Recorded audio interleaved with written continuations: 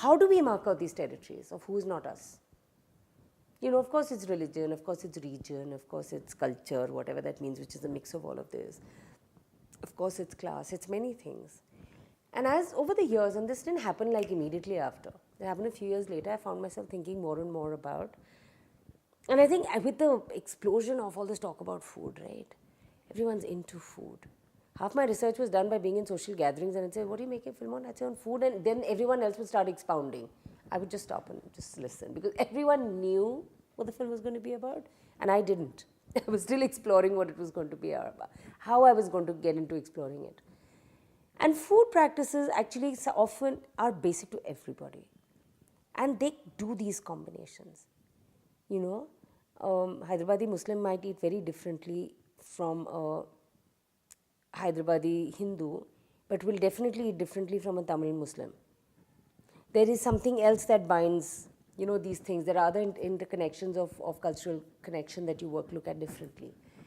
And so actually in the food film, I didn't look at Hindu-Muslim at all. Muslims are glaringly missing by the obvious. Because I just felt sometimes that just overpowers that debate. So it's immediately about Hindu-Muslim or baat khatam ho gayi. But I felt that the whole thing of looking at practice, and we need to connect these things to not just individual choice. The fact that I like, a bright pink and a saffron as colors is not divorced from the fact that I grew up in a Hindu household with a certain kind of look of a puja space. Whether the fact that I'm a non-believer is of no relevance in that discussion. Because there's a cultural absorption, right? You're a cultural Hindu whether you like it or not.